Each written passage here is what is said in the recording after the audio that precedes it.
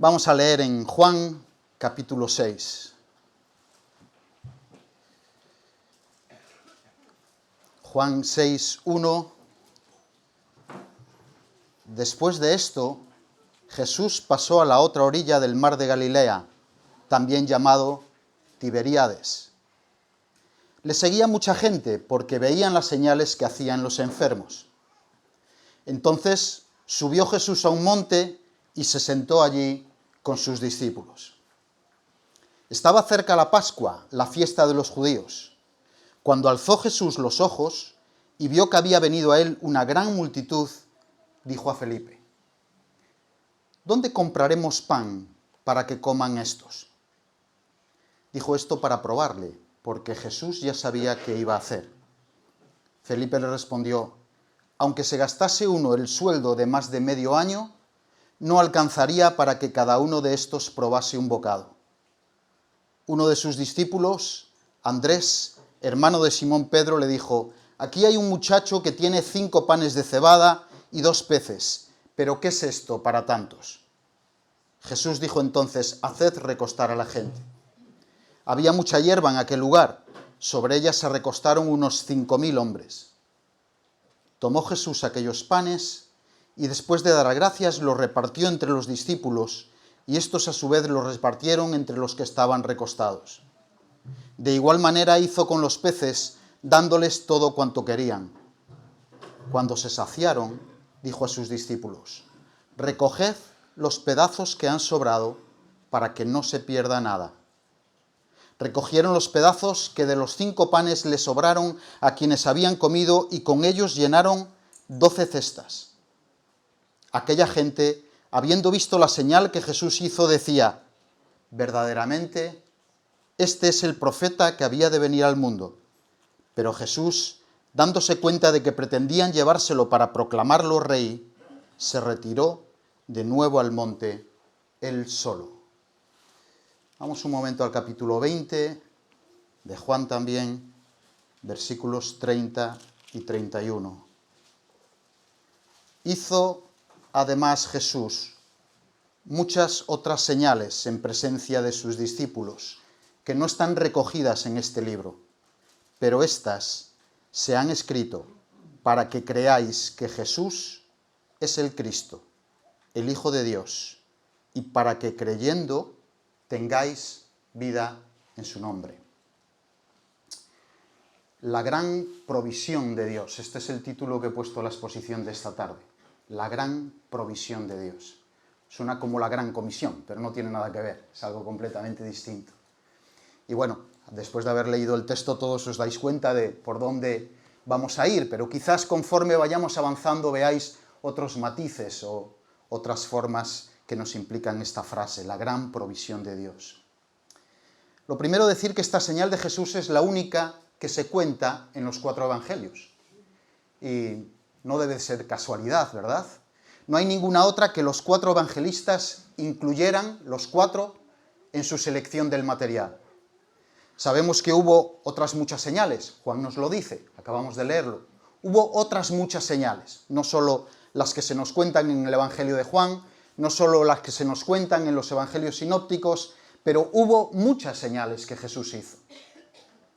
Pero esta quedó en la mente y en el corazón de los 4 evangelistas, de tal manera que cuando se escribieron los evangelios fue la única que era incuestionable para todos ellos.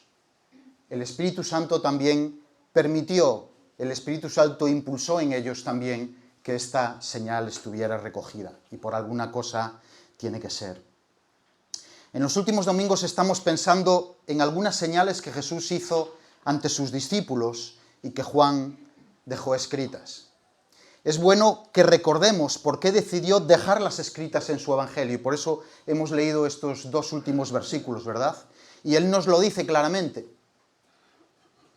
No tenemos nada que especular, no tenemos nada que hacer pronósticos, porque Juan ya nos lo explica. Juan ya nos lo dice. Juan lo escribió para que creamos que Jesús es el Cristo, el Hijo de Dios, y que creyendo tengamos vida en su nombre.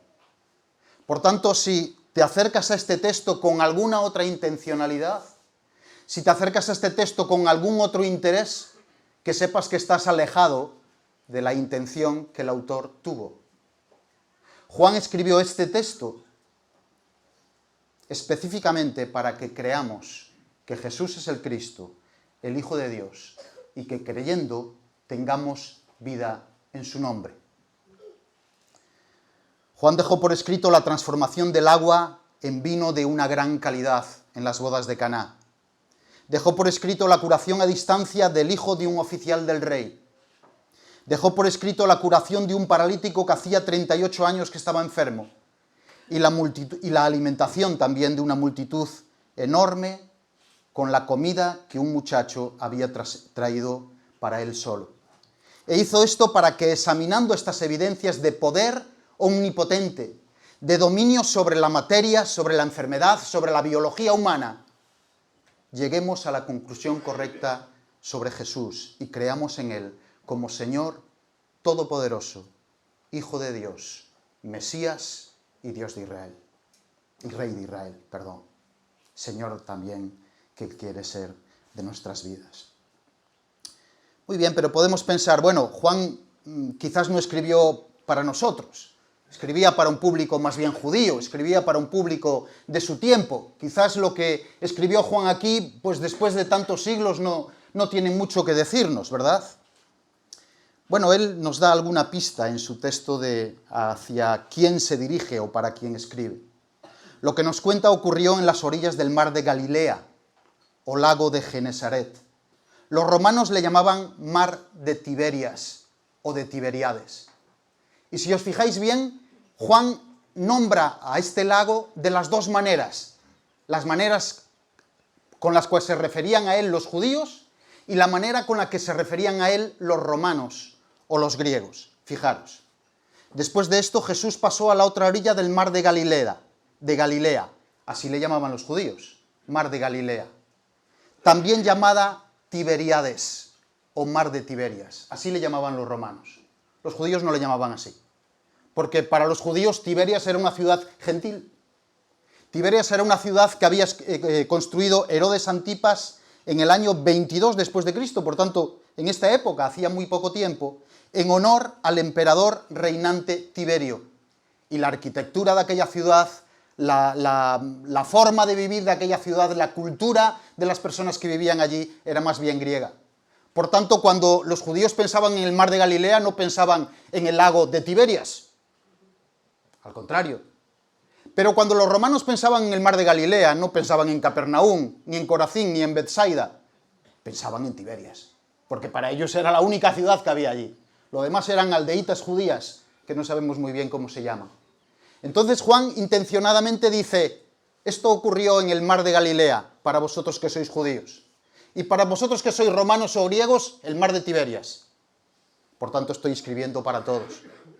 Juan estaba escribiendo para los griegos o romanos y para los judíos.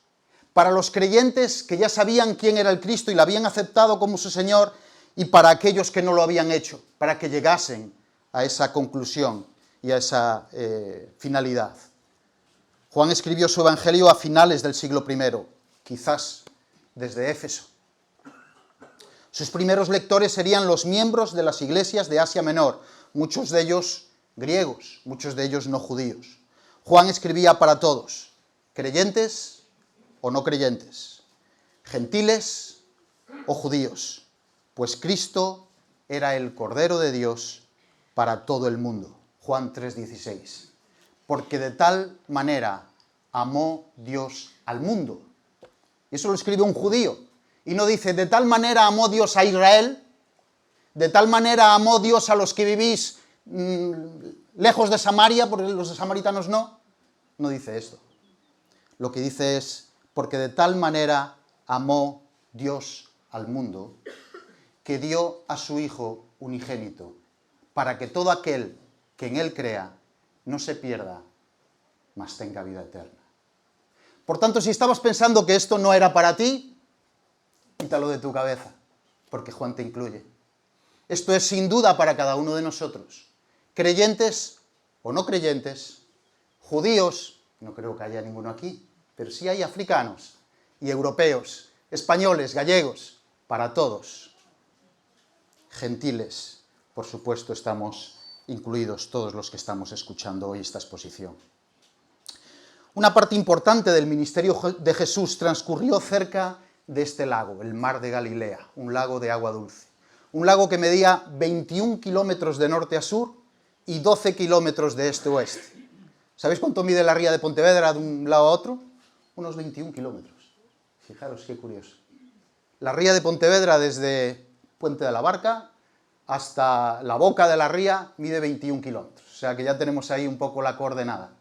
La anchura es mucho más pequeña que 12 kilómetros, la de la ría de Pontevedra. En ningún momento llega a la mitad de esa cota, ¿verdad? Algunos que habéis estado ya allí, habéis visto el mar de Galilea con vuestros ojos, sabéis que es un lago grande, un lago interior de agua dulce de unas dimensiones respetables. A las orillas de este lago Jesús enseñó a la multitud desde las barcas en varias ocasiones. A las orillas del lago llamó a sus primeros discípulos. ¿Os acordáis? Al norte del lago estaba Capernaum, ciudad que llegó a ser nombrada como la ciudad de Jesús, la ciudad de él, puesto que allí estableció su base y su lugar de residencia entre sus viajes.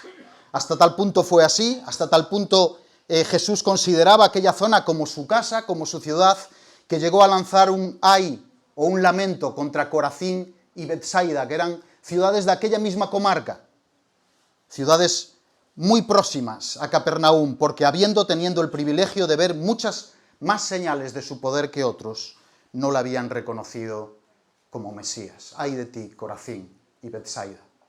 Porque si en Tiro y en Sidón hubieran sido hechas las señales que tú has visto, ya hace tiempo que se hubieran arrepentido en cilicio y en ceniza. Jesús vivía allí. Aquella era su tierra, aquel era su hogar, se podría decir. Y lo primero que vemos cuando empezamos a leer el texto es un descanso frustrado, un descanso frustrado. Después de esto, Jesús pasó a la otra orilla del mar de Galilea, también llamado Tiberíades. Le seguía mucha gente porque veían las señales que hacía en los enfermos. Bueno, Juan no explica muy bien por qué fueron allí, pero lo podemos ver en Lucas 9, 10 y 11, ahí nos lo explica mucho mejor, allí nos dice mucho mejor el contexto de este viaje. Lucas 9, 10, cuando volvieron, Lucas 9, versículo 1, habiendo reunido Jesús a los 12, les dio poder y autoridad sobre todos los demonios y también para curar enfermedades, y los envió a predicar el reino de Dios y a curar los enfermos. Y ahora sí, versículo 10, cuando volvieron los apóstoles, cuando volvieron del trabajo, cuando volvieron de aquel viaje al que Jesús los había enviado, le contaron a Jesús todo lo que habían hecho. Jesús se los llevó a solas a un lugar desierto, hacia una ciudad llamada Betsaida.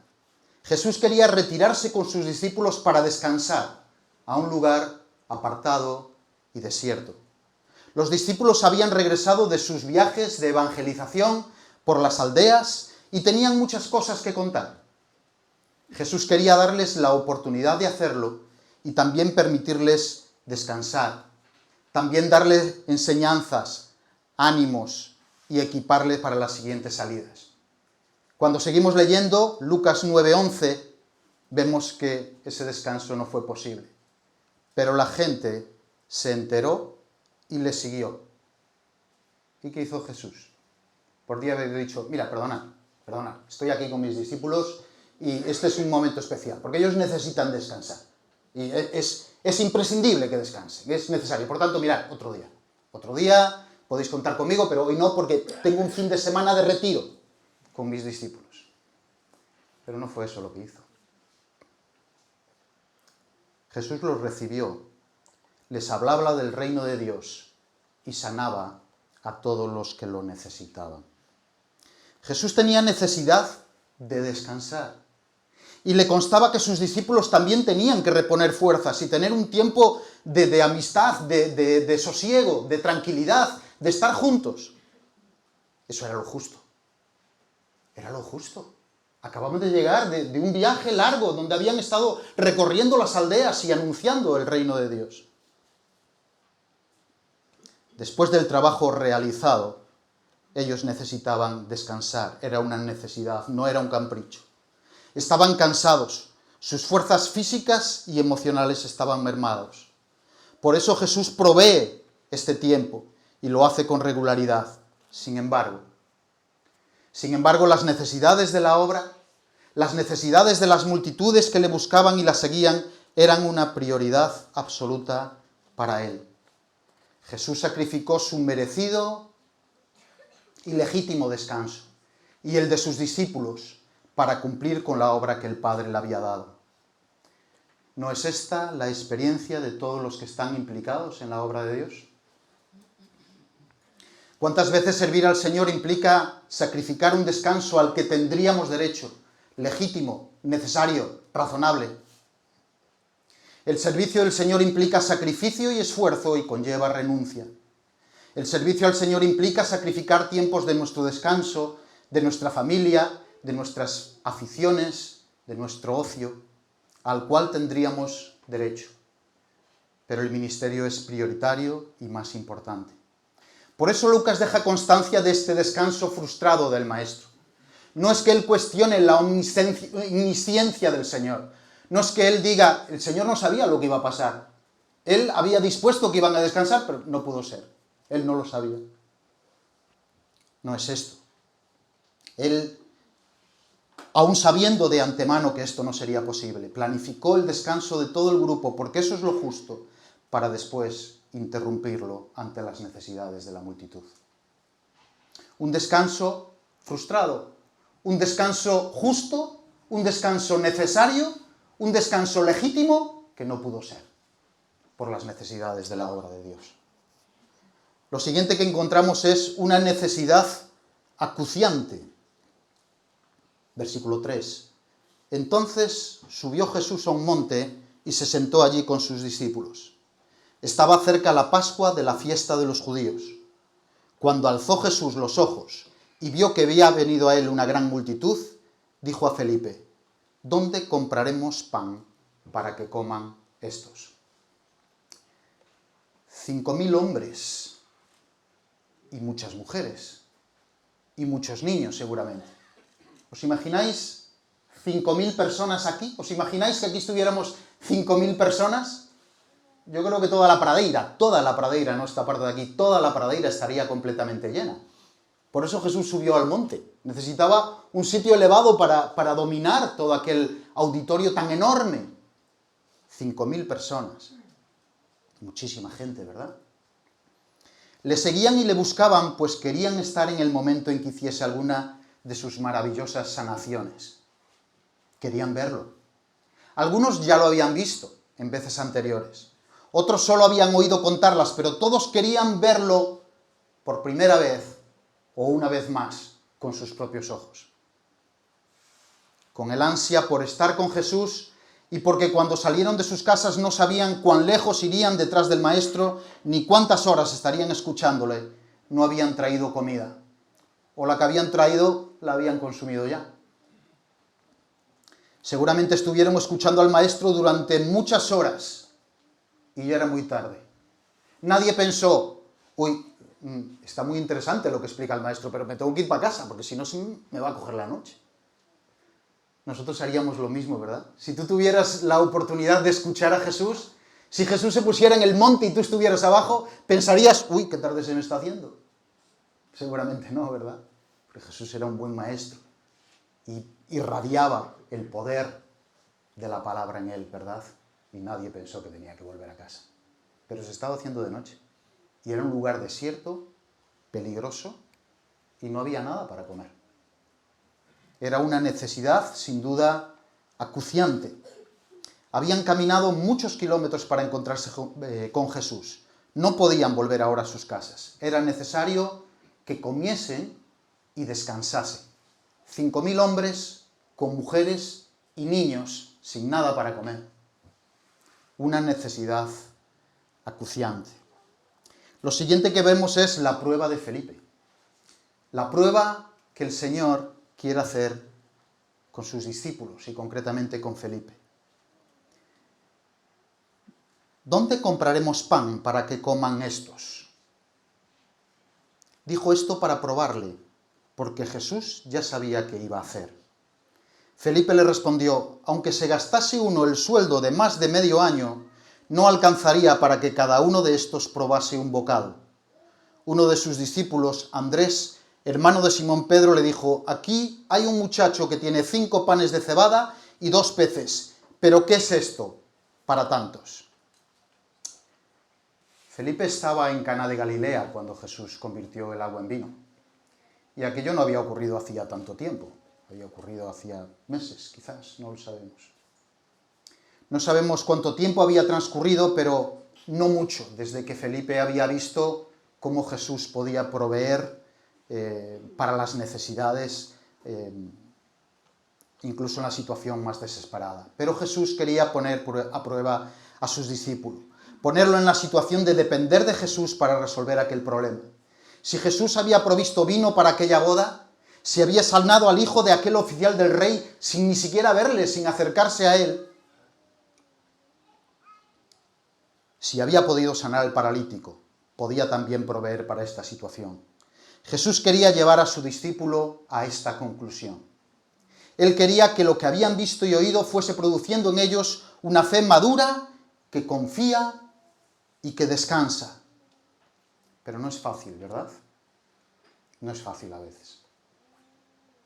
No es fácil depender del Señor con total confianza sabiendo que Él cuida de nosotros y que Él tiene todo el poder. No es fácil depender del Señor con total confianza en cualquier situación sabiendo que podemos esperar su provisión. Solo cuando pasamos más tiempo a su lado, más quizás del que había pasado Felipe, ¿verdad? Y experimentamos su cuidado y su provisión en el pasado. Llegamos a doblegar, a torcerle el brazo a nuestro intelecto, ¿verdad? Y desafiar la lógica de nuestras provisiones, puesto que Él es el gran proveedor. Nuestro Dios es el gran proveedor.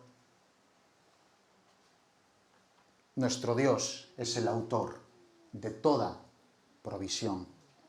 Felipe todavía no lo había entendido y contesta con un análisis certero, frío, carnal de la situación. 200 denarios no llegarían para que estos probaran cada uno un bocado. 200 denarios de pan. La versión 2021 que os acabo de leer nos lo da mascadito. Quizás no me gusta tan mascado, ¿no? Aunque me gustan muchas cosas de la revisión Reina Valera.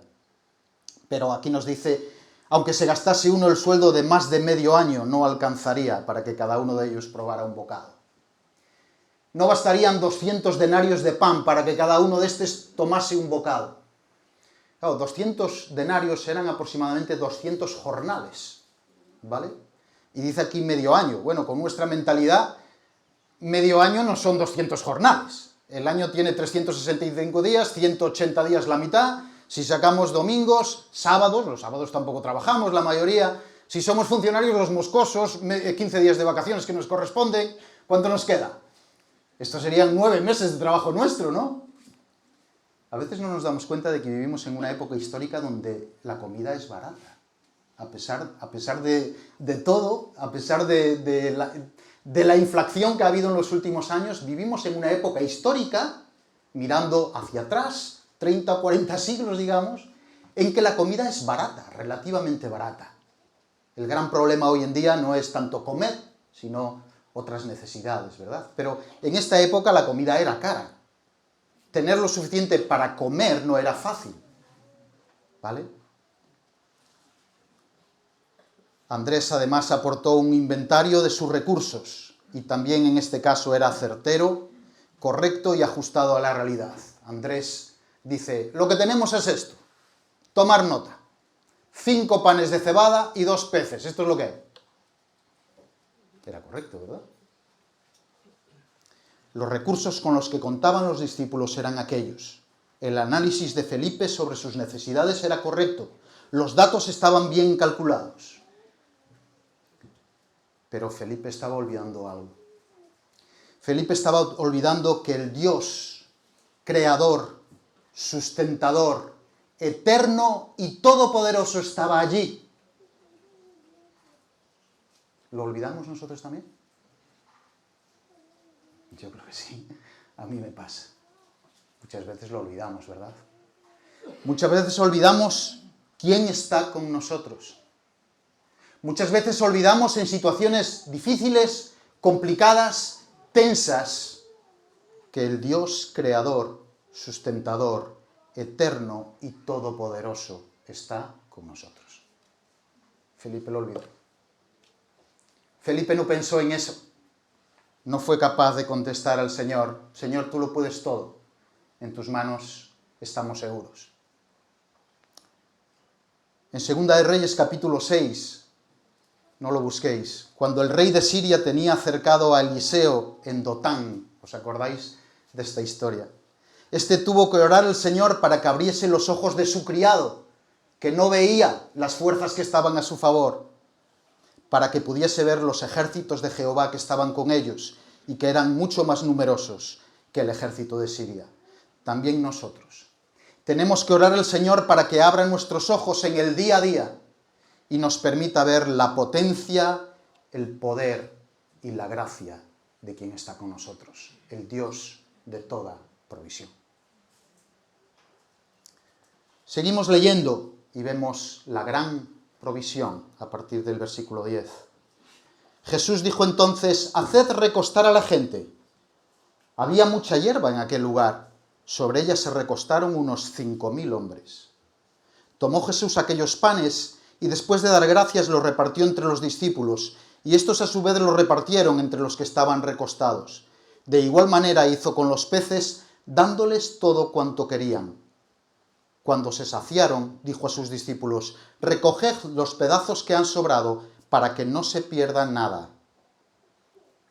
Recogieron los pedazos que de los 5 panes les sobraron a quienes habían comido, y con ellos llenaron 12 cestas.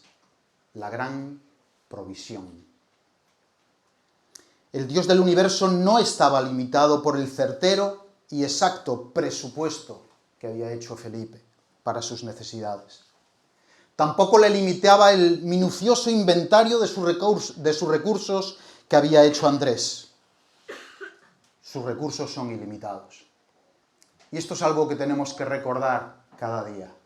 Los recursos de nuestro Dios son ilimitados. Los recursos de nuestro Dios son todos los recursos, porque Él es la fuente de todos los recursos. Y Jesús aquella tarde lo hizo visible. Lo hizo manteniendo unas características en su procedimiento muy interesantes. Primero lo hizo con orden.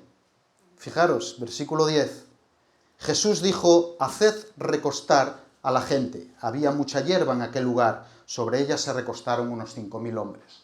Hubo que organizar a la gente para que todos pudiesen cubrir sus necesidades. Los judíos solían comer, los judíos, y era la costumbre, los romanos también lo hacían así en esa época, reclinados sobre un costado, inclinados hacia un lado y apoyados en uno de los codos para que con la otra mano pudieran disponer de la comida y tomarla. Por tanto, no era la postura habitual sentarse, sino reclinarse, ponerse en una situación más cómoda para comer. Marcos nos da más detalles en el pasaje paralelo y nos especifica que se sentaron en grupos de 50 y de 100 personas. Por tanto, hubo una organización, hubo allí un protocolo. Vamos a hacerlo de esta manera. Y los discípulos tuvieron que dispersarse entre la multitud y decirle: mirad, vosotros sentaros aquí, vosotros aquí, en grupos de 50, aquí en grupos de 100. Quizás según cómo fuera el terreno en cada sitio concreto. Estaban en primavera y había abundante hierba, y eso aportó comodidad a los comensales para organizarse. Se organizó de manera que todos recibiesen y que se pudiese repartir el trabajo entre quienes repartían. Dios es un Dios de orden. Nada de lo que hace es caótico o inútil. Donde hay desorden, griterío, pérdida de control, Dios ha sido puesto fuera. No os olvidéis de esto. Me lo digo a mí también. Tomás, no te olvides nunca de esto. Donde hay desorden, donde hay griterío, donde hay pérdida de control, hemos dejado a Dios fuera. No está. Esto debería reflejarse en la vida de sus hijos, ¿verdad?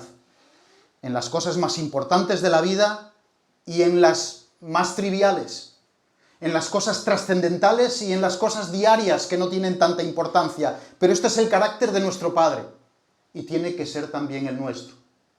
¿Os acordáis? Hace pocas semanas estábamos pensando en 1 Corintios, hágase todo decentemente y con orden, porque Dios es un Dios de orden, es un rasgo del carácter de Dios, y conforme nos vamos conformando a la imagen de su Hijo, tiene que ser un rasgo de nuestro carácter.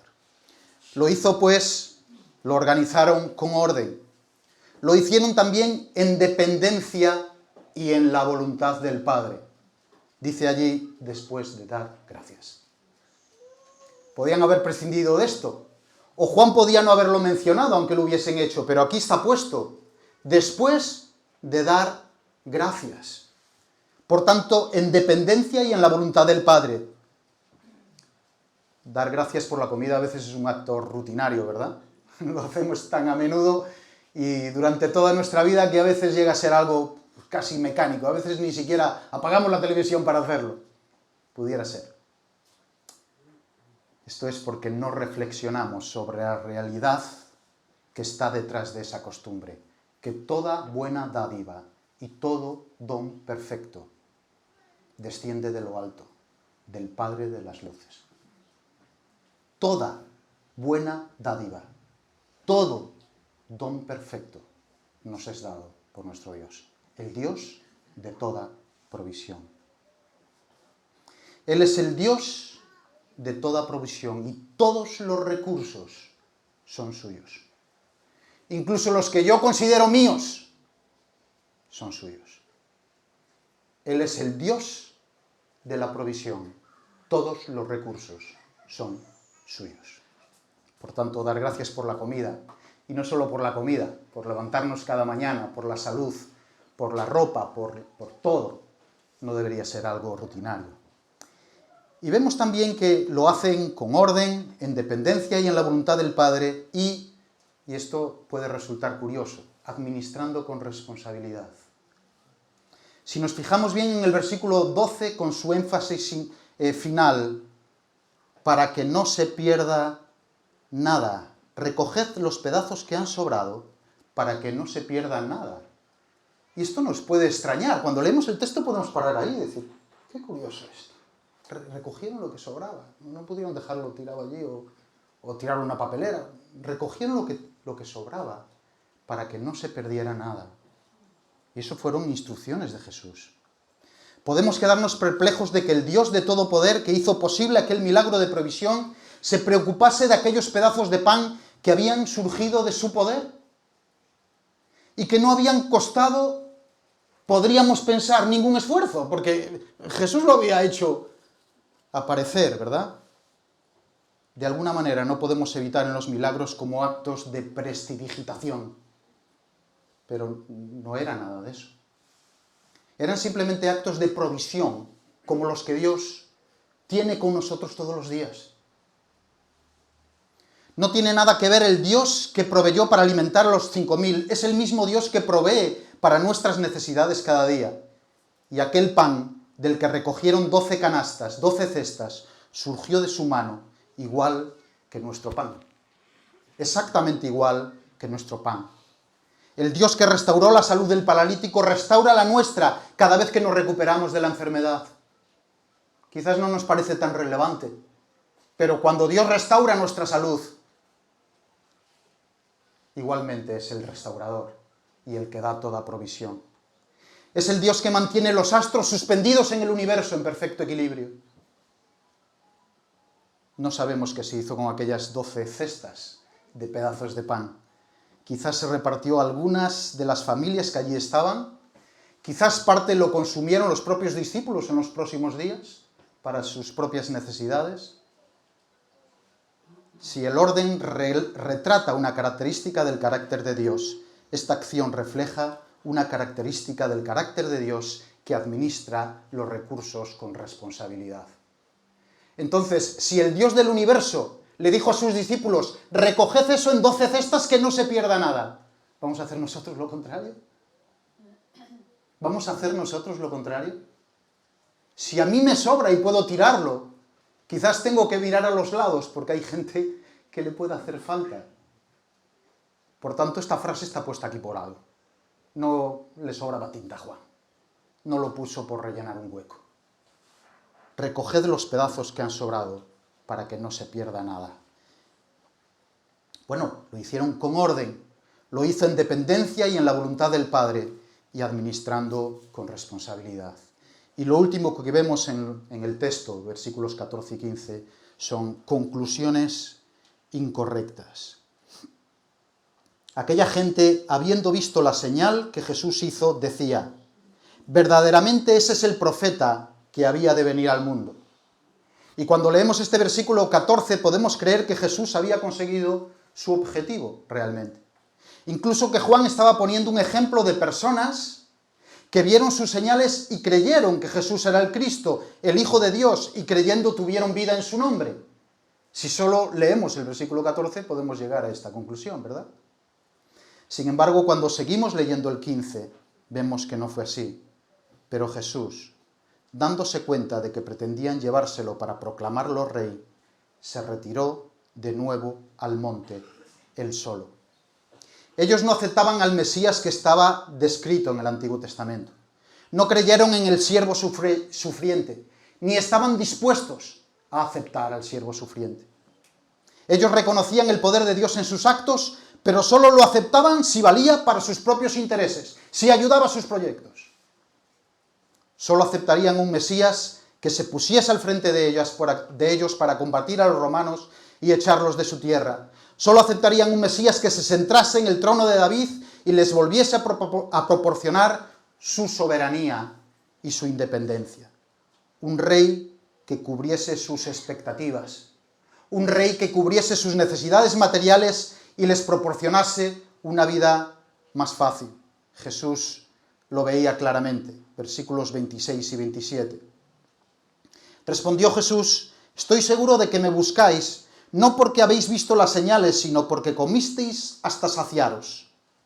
Trabajad, pero no por la comida que perece, sino por la comida que permanece para vida eterna, la cual os la dará el Hijo del Hombre, porque este es a quien Dios Padre ha acreditado con su sello.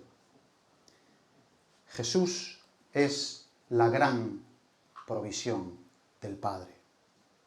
Romanos 8:32. El que no escatimó ni a su propio Hijo, sino que lo entregó por todos nosotros, ¿cómo no nos dará con él todas las cosas?